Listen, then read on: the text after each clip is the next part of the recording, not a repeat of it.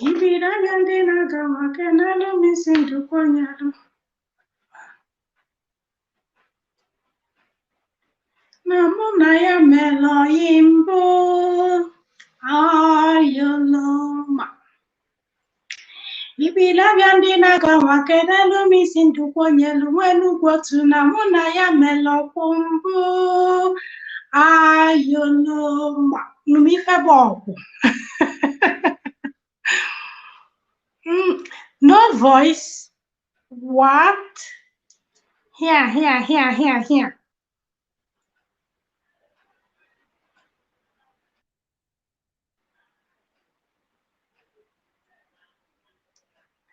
Anyị na-akpọ nwaanyị anamwe. Biko voice ọpụtarago. Biko Maazị Obiọha. Voice m ọpụtarago.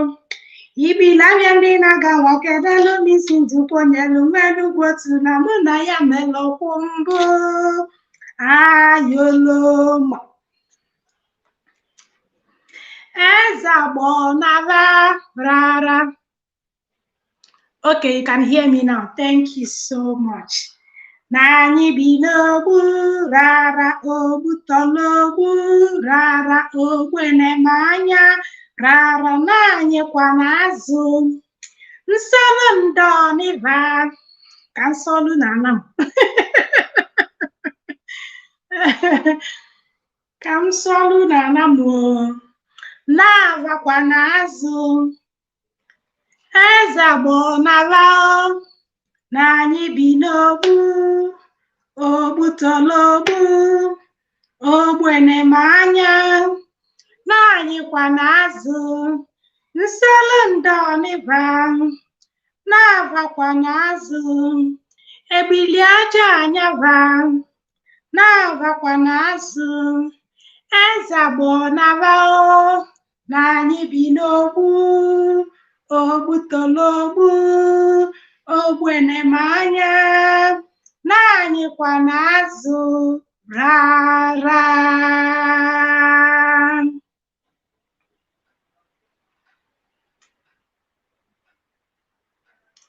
Igbo mma mmadụ ekene m unu ndị be anyị ndewonu. Thanks for joining. Ma ọ bụrụ ndị slow Igbo unu mere nke ọma wee bata tata. Unu mana onye m bụ Ngozi Mmadụ. Ọrụ bụ onye nta akụkọ gị n'Igbo Amaka TV. Anyị kwuru na mbido afọ anụwa na anyị ga-ebido stream wee oge nta akụkọ oge akụkọ ifo live ka anyị nwee ike ka ndị mmadụ nwee ike na-eme gịnị ka anyị mee ya ka ọ dị interactive ka ndị mmadụ nwee ike na-akpanyere anyị nkata. Onwe ife ị chọrọ ide kọmentị gị anyị agụ ọnya. Ọ bụrụ na ị chọrọ ịbatakwana n'ife anyị na-eme amaghị ihe mee my picture is very small na-amana ejigo di ya for now until figure my way out. Aka m na amụ ihe anụnwa amụ because this is my add new with this platform njide stream live. Ihe ojiwe dị otu ahụ onwe ihe njiwe na-stream ya na-akpọ Restream Studio.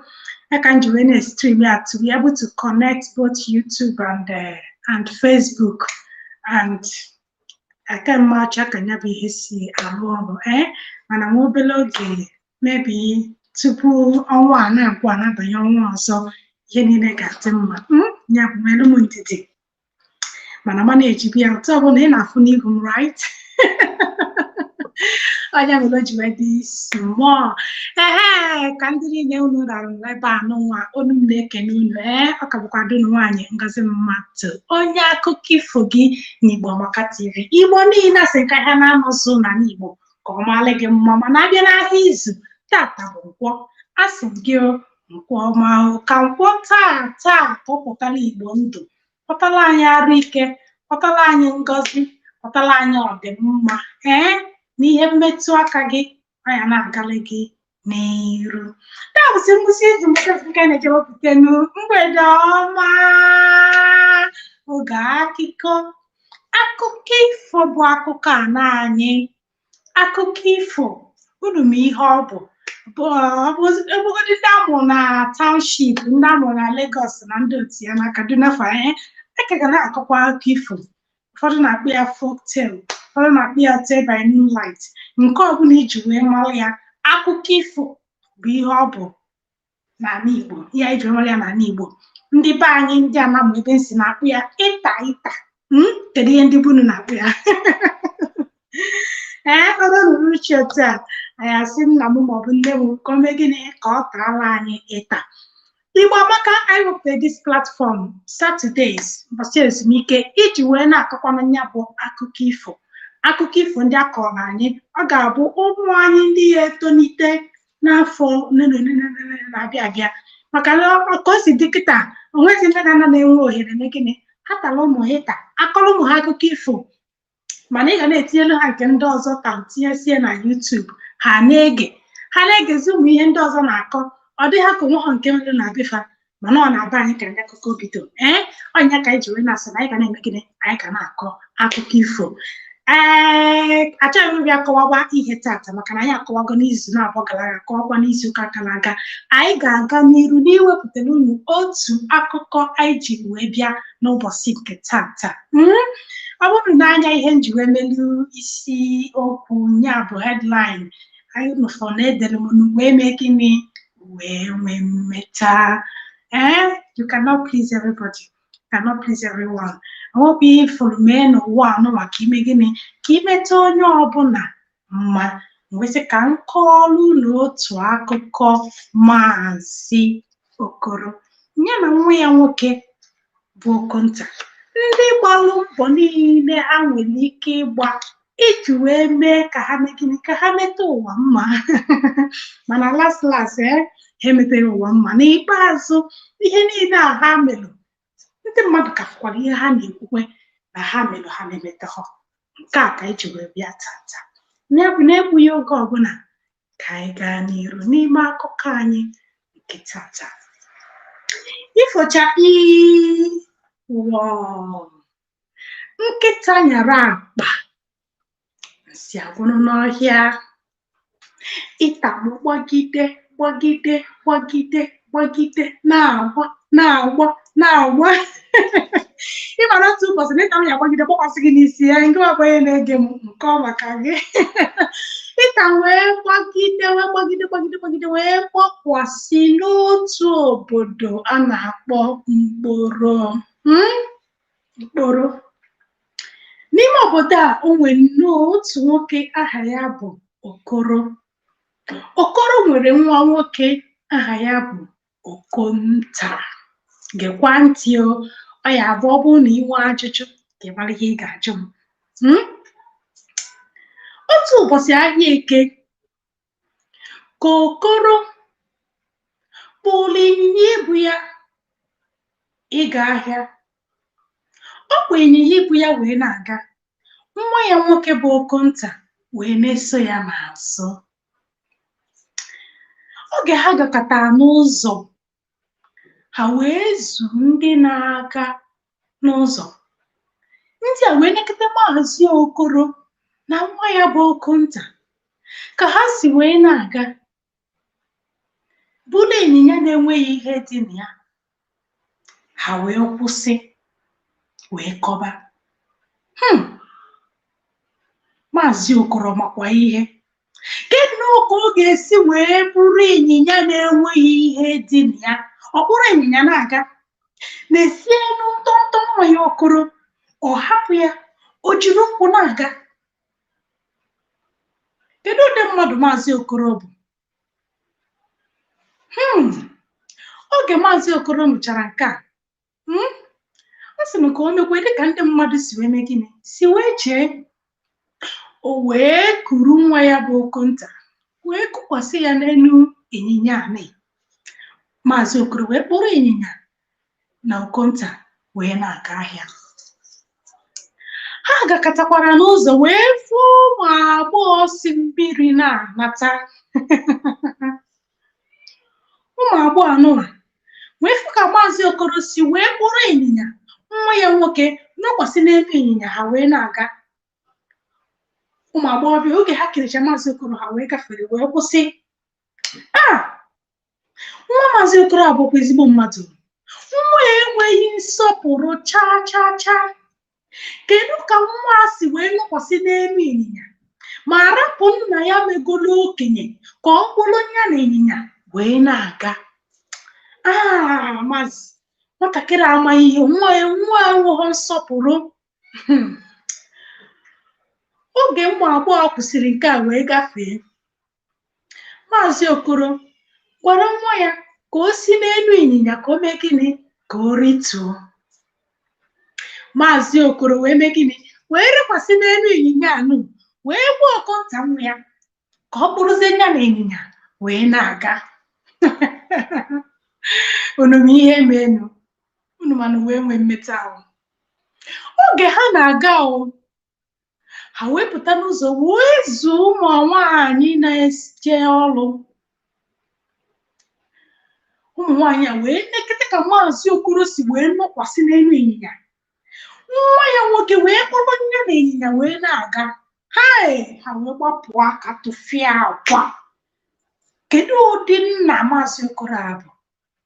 Nnọọ ka Maazị Okoro si wee nọkwasị n'elu ịnyịnya wee sizie nwa ya nwoke pere mpe na ya tọrọ ya na ịnyịnya wee na-aga.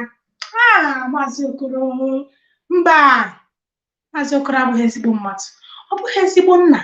Maka na ọ bụrụ na ọ bụ ezigbo nna, ọ gaghị ekwe ka nwa ya nwoke kpụrụ ịnyịnya ọ nọ n'elu ya wee na-aga. Oge ụmụ nwaanyị a kwụsịrị nke a, unu ma ihe Maazị Okoro mere? Maazị Okoro gwaziri Okonta nwa ya, ya ngwa ya lekwasị n'elu ịnyịnya. Okonta na Maazị Okoro wee lekwasị n'elu ịnyịnya, ha wee gaba ahịa. Wee nwee mmeta. Oge ha na-agakwa, ha zukwere igwe mmadụ ndị ọzọkwa n'ụzọ. Ndị a wee fụ ha. Kedu ụdị mmadụ bụ ihe a? Negodi nnọọ ịnyịnya ka Maazị Okoro na nwa ya buru nnọọ onwe ha wee nọkwasị n'elu ịnyịnya ka nọgbuo ya. Ịfụzikwa ka ịnyịnya si wee na-aga. Kedu ka Maazị Okoro ga-esi wee buru onwe ya, burukwa nwa ya wee tụkwasị n'elu ịnyịnya? Ọ bụrụ ndị kịta ha sị pụọ ịnyịnya. Oge ha kwuchara nke a, Maazị Okoro amaghịzikwa ihe ọ ga-eme. O wee sị nwa ya nwoke, ngwa na ya rituo. O wee rituo. Maazị Okoro na onwe ya wee sikwa n'elu ịnyịnya wee mee gịnị? Wee rituo. Ha wee na-aga.